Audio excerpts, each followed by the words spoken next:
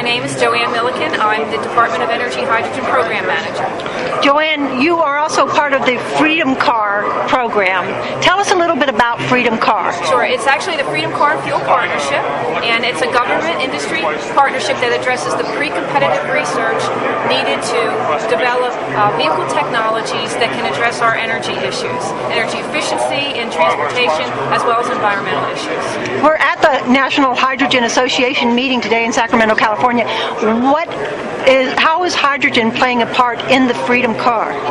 Well, hydrogen is one of the technologies that's being developed for hydrogen internal combustion engines and for fuel cell vehicles. And of course, a fuel cell vehicle is a zero-emission vehicle, so it emits no pollutants, no greenhouse gases, so it takes carbon out of the transportation equation.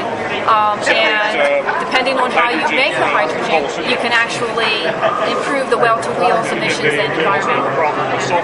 And it also, actually, most importantly, is it reduces our dependence on oil. How is this being accepted at the level of DOE? Oh, it has the highest level of DOE support. Matter of fact, it has the President's support. It's a presidential initiative that began back, President Bush announced back in 2003, and he committed $1.2 billion over 5 years to accelerate the research and development. And so in fiscal year 2008, we have the highest budget that we've ever had to develop hydrogen technology. So there's been a lot of support. I would say, though, that hydrogen is just one of a portfolio of options because there's no silver bullet. And so ethanol vehicles and plug-in hybrid vehicles and other alternative fuel vehicles are going to play an important role in getting to energy security and environmental benefits. You know, JoAnn, I did a study on your budget back in 2006, and I believe your biomass alone had 67% of your budget was earmarked by Congress people, so that you only had about a third of that budget to work with. How are you doing now with your budget and with earmarks?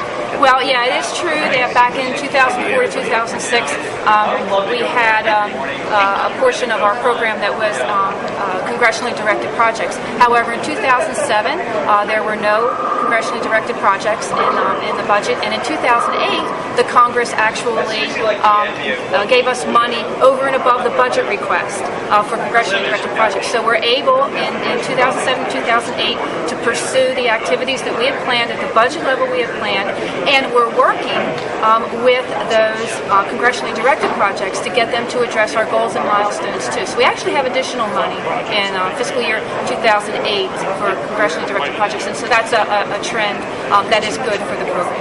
What are some of the projects that your budget is taking care of? Because your budget, you are accountable for that, and I can come to you and say, JoAnn, what's going on with this budget because that you spent the federal tax dollars on it. Tell me some of the things that your budget is taking care of. Sure. Well, there's 3 technology challenges for hydrogen fuel cell vehicles. Number 1, producing hydrogen at a cost that's competitive with conventional fuels. Number 2, reducing the cost of fuel cells technology so that the vehicles can be affordable, and improving the durability of the vehicles so that the customers will buy them. And then number 3, developing onboard hydrogen storage systems that have the capacity and provide the range that consumers want. So we're doing the research and development to achieve targets that will meet customer requirements and enable those vehicles to be competitive in the marketplace.